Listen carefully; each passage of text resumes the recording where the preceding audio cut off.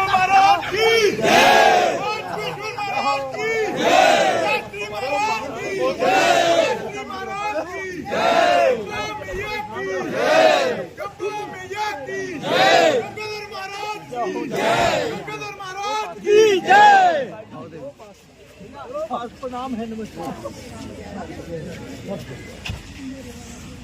इधर दिख रही। चलो मंगलम भगवान विष्णु, मंगलम गरुड़ध्वजा, मंगलम पुंडरीकाक्षम। इधर साइड हो गया ना।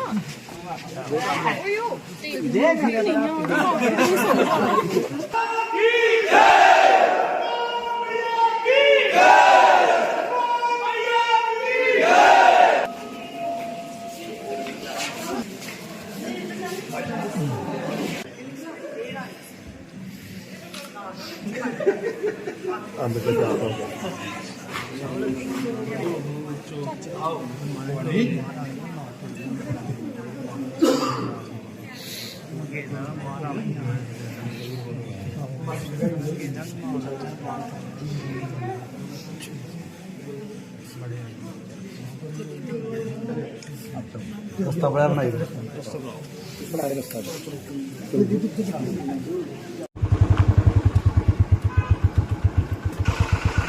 राम राम जय श्री राम।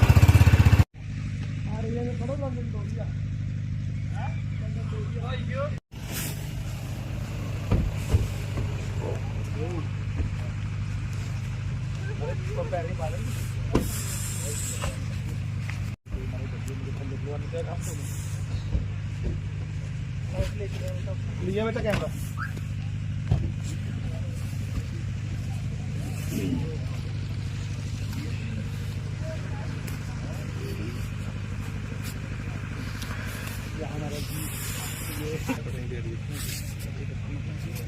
फुलकारे प्रवाह पट लगते हैं ना हमारे टैग में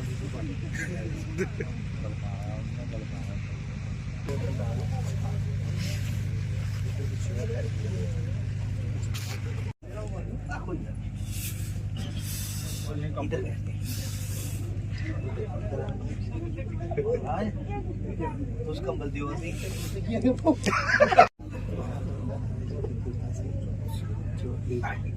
वास्तव में ये पीछे ले जाओ।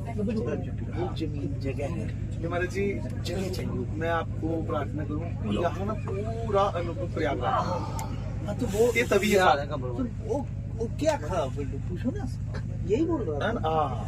गाँव की बच्ची दूसरी जगह पे शादी हुई थी, तो वहाँ पे बड़े साधु संत महात्मा आए और बड़े प्रसन्न होते थे, लोग खुश होते थे, सत्संग होता था, चर्चा होती थी, जैसे हवन है, यज्ञ है, पूजा पाठ जप तप नियम व्रत आदि जो भी होते थे, वो बड़ी पब्लिक प्रसन्न खुश रहती थी, खुशहाल थी। तो बच्ची ने देखा, बड़ी प्रसन्न हुई, कहती ये सब भी होता है, हमारे गांव में तो होता ही नहीं, वो तो एक दूसरे को मारते हैं, मनस्ता है। तो साधु चला जाए तो साधु को कहते हैं लुटेरा आ गया, लूट लेगा, हमने कहा था ये लूटने आया है, तो उसको अंदर आने ही नहीं देते, उसकी बात ही नहीं सुन के कोई राजी, उसको खाना तक नहीं देते, और किसी के अंदर दया धर्म कुछ भाव हो, मजाल है, उसको खाना नहीं देने देते। तो ऐसे वो बच्ची देख रही, फिर उसने महात्मा जी से प्रार्थना करी, महाराज जी क्या आप मेरे मायके में जो गांव है मेरा, क्या आप वहां जा सकते हैं? ये परिस्थिति जो भी थी, जो वहां होता था वो सारा सुनाया कि सारे लोग दुष्ट प्रवृत्ति को अपना करके बैठे हैं, तो क्या आप वहां जा सकते हैं?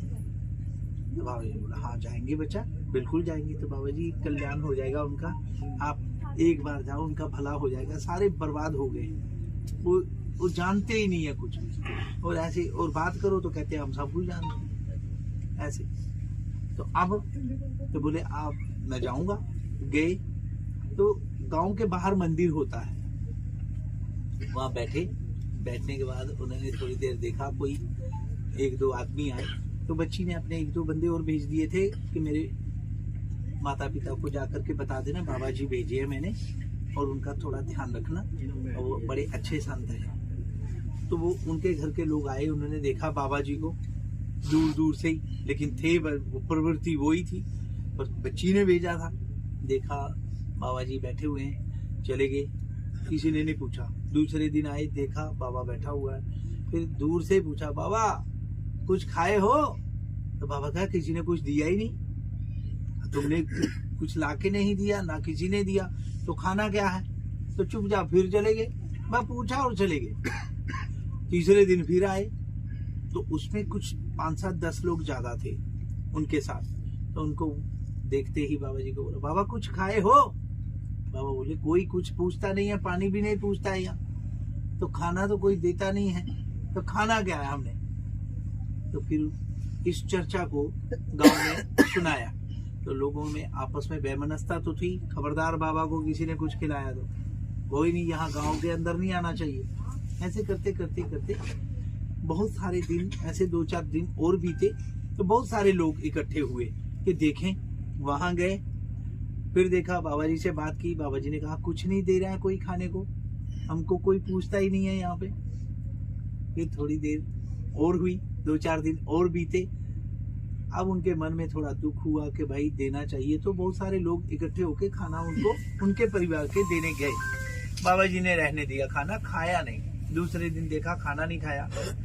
फिर बहुत सारे और लोग इकट्ठे हुए कि भाई बाबा बहुत अच्छे लग रहे हैं, ये किसी का बुरा नहीं चाह रहा, ना गांव में आता है। फिर उन्होंने इकट्ठे होके बोला, बाबा गांव में आओ।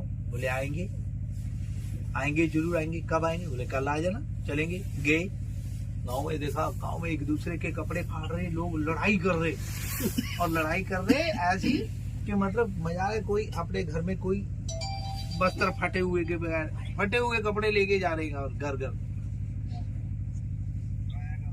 फिर जैसे बाबा जी ने देखा ना, कहते भाई मैं जा रहा हूँ, मैं यहाँ नहीं रहूंगा। बाबा वापिस आ गए। फिर वो चर्चा पहुंची कि बाबा आया था पर किसी ने कुछ बोला नहीं बाबा जी। फिर दूसरे दिन फिर आए लोग, कुछ और ज्यादा मात्रा में, कि बाबा हमारे गांव में चलो, कुछ बात होगी तो बताओ। बाबा कहे हाँ चलेंगे। आगे देखा तो थोड़ा लड़ाई झगड़ा कम था, लेकिन जतर ततर इधर उधर भटक रहे, दौड़ रहे, कोई उधर बैठ रहा, कोई उधर बैठ रहा, कोई खड़ा है, मतलब एक जगह पे स्थिर नहीं थे। बाबा ने देखा, देखने के बाद बाबा को फिर थोड़ा सा अंदर से लगा कि नहीं अभी नहीं। बाबा वापिस आ गए, बोले नहीं मैं कुछ नहीं बोलूंगा। वापिस आ गए। दूसरे दिन फिर, बाबा हमारे गांव में चलो, ऐसे मत करो, कुछ तो बोलो। बाबा बोले हाँ जाएंगे। आ गए। जैसे बाबा आए, अब देखा कि लोगों में थोड़ा सा शांति हो रही थी, और जो इधर उधर भटक रहे थे, कोई खड़ा है, कोई कहीं, तो कुछ बैठ गए, कुछ खड़े, कुछ बैठ गए। बाबा जी ने देखा ऐसे, पर बातें हो रही थी, तो बाबा जी ने जोर से बोला, हाँ भाई मैं आया हूँ, तो मैं धार्मिक व्यक्ति हूँ, भगवान की कथा करेंगे, भगवान के बारे में कौन कौन जानता है हाथ खड़ा करो। ऐसा बोला, सबने हाथ खड़े कर दिए। बोले तुम जानते हो? बोले हाँ। तो जब तुम जानते ही हो तो मैं क्या बोलूं, मैं चला।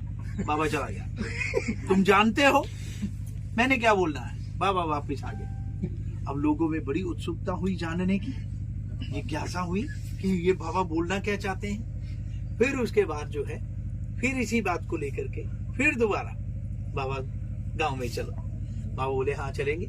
दोबारा फिर आगे सवेरे दूसरे दिन, अब देखा कि लोग बैठ रहे हैं, शांत हो रखे हैं और बैठ रहे हैं, पर वो बेमनस्ता अभी तक पूरी तरह शांत नहीं हुई।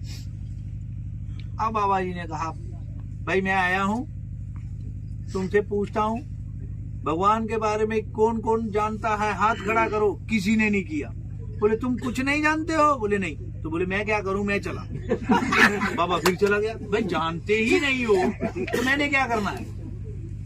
बाबा वापिस। अब उनको लगा कि यार ये बाबा कुछ बोलना चाहते हैं। फिर दूसरे दिन बाबा गांव में चलो। बोले हाँ चलेगा। आगे अब उन्होंने सलाह की, ओ भाई ऐसा करना, आधे हाथ खड़ा करे हो, ज्यादा नहीं करना। अब बाबा बोले कौन कौन भगवान के बारे में जानता है, हाथ खड़े करो। आधों ने किए, आधे ने किए ही नहीं। बोले तुम जानते हो? बोले हाँ। तो तुम इनको बता दो, मैं चला। भाई तुम जानते हो, मैंने क्या बताना, तू बता रहे, मैं चला। ओ बाबा फिर वापिस। अब हम लोगों ने कहा यार बाबा क्या बोलना चाहता है। अब उसके बाद जो है, बाबा जी को दोबारा फिर सारे आए, बाबा एक बार गाँव में चल। बाबा बोले हाँ चलेगा। आगे जैसे आए देखा सारे जो इधर उधर भटक रहे थे, बातें कर रहे थे, कोई खड़े हैं, कोई बैठे हैं, कोई कुछ किसी की सुन नहीं रहा है, सारे बैठ गए, कोई खड़ा नहीं था। सारा गांव एक साथ होके बैठ गया और सबने सलाह करी खबरदार किसी ने हाथ खड़ा किया, हाथ नहीं खड़ा करना, बाबा बोलेगा हाथ खड़ा नहीं करना। एक दूसरे के हाथ पकड़ लिए सबने, बैठ गए शांत होके और मुंडी करना नीचे, बोलना मत कुछ भी। बाबा जी ने देखा सब शांत होके बैठे हैं, गर्दन नीचे है।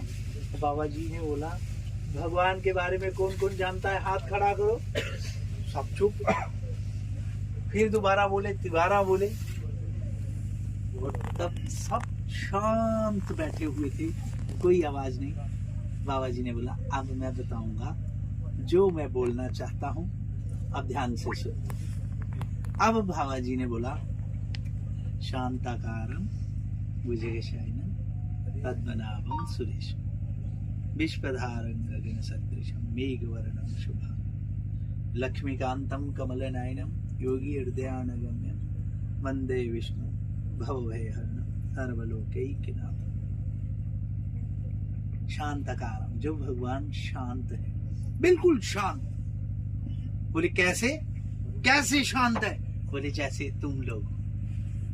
भगवान की चर्चा उनके साथ जोड़ी कि जैसे तुम लोग शांत हो ऐसे भगवान है, तुम्हारे को मुंह से आवाज भी नहीं निकल रही। भुजंग शयनम, जो बड़े बड़े नाग, जो जरीले, जो तुम लोग कर्तव्य करते थे, इतने बड़े बड़े जरीले काम, भयंकर, अब भगवान उन नागों पे सोए हुए हैं, लेटे हुए हैं, और तुम आज शांत होके बैठे हुए हो, जो कि तुम बहुत ज्यादा जरीले थे, बहुत ज्यादा घातक थे, लोगों को मार रहे थे, काट रहे थे, कपड़े फाड़ रहे थे। और वो स्थिति जैसे परमात्मा शांताकारम हो गए हैं, किसके ऊपर? सांपों के ऊपर। आज तुम भी शांत हो उन चीजों के साथ, लेकिन तुम बिल्कुल शांत हो, तुम्हारा मन शांत है, तुम्हारे अंदर कोई राग नहीं, द्वेष नहीं, कोई नहीं लड़ रहा, बिल्कुल शांत चित्त होके, शांत होकर के बैठे हुए। पद्मनाभम सुरेश, पद्मनाभम, जो हृदय से, उनकी नाभि से पद्मनाभ निकल रहे हैं, ब्रह्म कमल है, उसके ऊपर ब्रह्मा जी विराजमान है, सुरेशम, जो सारी सृष्टि की रचना करता है। और तुमने बड़ी इधर उधर निंदा करी, हर प्रकार की बातें तुमने, उसकी चुगली, उसकी चुगली, उसकी कई प्रकार की दुनिया तुमने अपने ख्यालों में बनाई। जैसे ब्रह्मा जी सृष्टि करते हैं, उनकी नाभि से कमल निकलता है, और वो सब कुछ तुम्हारे हृदय में आज देखने को दिखाई दे रहा है, मिल रहा है। पद्मनाभम सुरेश, विश्वधारण, पूरे विश्व को धारण करके साक्षात विराजमान। तुम्हारे अंदर बहुत प्रकार की बातें चल रही थी, लेकिन आज तुम्हारे अंदर एक चित्त होकर के, शांत होके, तुम्हारे मन में यह था, जैसे गर्दन नीचे की थी कि बाबा कुछ बोलेंगे, चुप हो जाओ, शांत हो जाओ, बाबा कुछ बोलेंगे, बाबा कुछ बोलेंगे। प्रत्येक व्यक्ति के मन में यही था, अलग किसी के भी मन में कुछ भी नहीं था। ऐसे ऐसे तुम जो है मेघ वर्णम शुभांगम, इस प्रकार से जो है मेघ की तरह जिसका वर्ण है, शुभ उसके अंग है, मेघ वर्णम शुभांगम लक्ष्मीकांतम, जिनके चरणों में लक्ष्मी जी साक्षात विराजमान रहती है।